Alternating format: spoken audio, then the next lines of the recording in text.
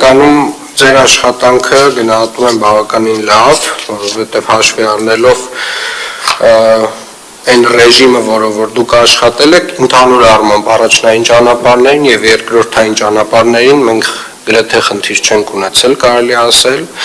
եւ ուզում եմ նաեւ խոսել այն մասին, թե ինչն է արվել վատ իմ կարծիքով եւ իմ տպավորությամբ, որը իհարկե վերջին շրջանում որոշակի աշխատանքներ, ինտենսիվ աշխատանքներ սկսել է արվել, բայց ցավոք սրտի պետք է արձանագրել, որ վարչական շրջանների մեր կատարած աշխատանքից ես դժգոհ եմ մի քանի պատճառներով։ Առաջին հերթին իմ կարծիքով մենք բավարար չափով ջանք չենք գործադրել, որպեսզի մասնավոր տնտեսվարողները, ովքեր ունեն պարտականություն, իրենց դիմացի հատվածներում ձնամաքրման աշխատանքներ իրականացնելու համար այդ աշխատանքների մասին տեղեկացված լինեն։ Ինչի չենք կատարել, ինչն է հիմքը, որ կարող եմ սա պնդել, որովհետև մենք ունենք վարչական շրջաններ, ովքեր որ բացարձակապես որևէ վարչական տուգանք այս հոդվածով չեն գրել այս շրջանում։ Դրանք 4-5-ն են։ Եվ չկա դրան բացատրություն։ Կիրևյան փողոցից 2 օր առաջ եղբորս հետ դուրս եմ գալիս իրենց շքամուտքից, այդտեղի խանութի տերը մաքրում է դիմացի հատվածը եւ ինձ ասում է ինձ սրա համար փող պետք է տաք։ Այդ մարդը չգիտի, որ ինքը պարտավոր է դա անել։ Ավականու որոշմամբ մասնավոր տնտեսվարողներ, ովքեր որ առաջնային գծում ունեն օբյեկտներ, հասարակական տարածքներ, բիզնես, իրենք պարտավոր են այս ձնամաքրման աշխատանքներին մասնակցել։ Պարտավոր են նաև համատիրությունները։ Սա մեկ։ Եվ այն վարչական շրջանները, ովքեր որ չգիտեմ ինչ պատճառով եւ ինչ բացատրությամբ եւ ինչ հիմնավորմամբ այս վարչական տուգանքները չեն գրել, իրականում պետք է բացատրեն եւ հիմնավորեն, որովհետեւ ինձ մոտ մեծ հարց է առաջանում։ Երկրորդը, հունվարի 1-ից 3-ը եթե ոչ 31-ից մեր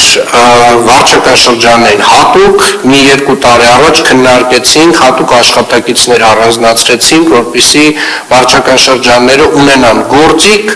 աղբահանության մաքրման հետ կապված աշխատանքները պատշաճ իրականացնելու եւ նմանատիպ դեպքերում մայթեր, բակեր եւ մնացյալ այլ տեղերում, երբ որ ջուն է գալիս, ունենան այդ ներուժը որոշ չափով աշխատացնեն այդ մարդկանց, որպեսզի ծայրահեղ խնդիր չունենան։ Ես 1-ից 3 քեզ մարդիկ տուն են եղել, նոր տարի էին անում, հասկանում եմ իհարկե, դա էլ է մոտեցում, բայց այն մոտեցումը չի, որի մասին ես խոսել եմ տարվա վերջին։ Ես հատուկ շեշտել եմ, հարգելի գործընկերներ, որ մենք ունենք ջուն, դեռ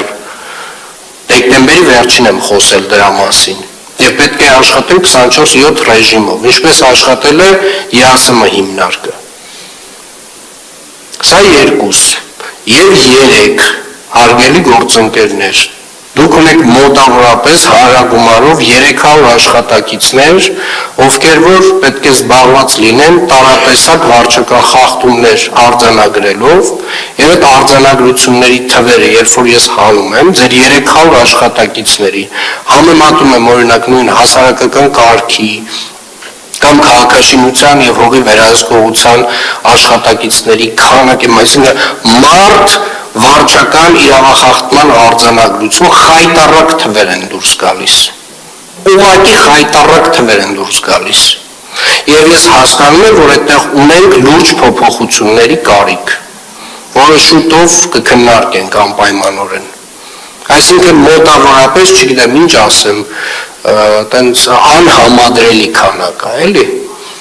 Մեկ հասարակական կարգի պահպանության աշխատակիցը միջինացված, ասենք անգամներով, տասնյակ անգամներով ավել վարչական իրավախախտում արձանագրում, քան մեր վարչական շրջանի համապատասխան նույն աշխատակիցը։ Լավ մարդ դուրս գալը լավ բան չի։ Այդ վարչական տուգանքները հենց այնպես չեն գրվում։ Այդ վարչական տուգանքը նրա համար է, որ այդ խանութի տերը իմանա, որ դա իր պատասխանատվությունն է։ Այդ վարչական տուգանքը դրա համար է։ Որովհետև ինքը պարտավոր չի այս գործակարգ հավանականը լսել, բայց ինքը պարտավոր է ավականու որոշումը կատարել։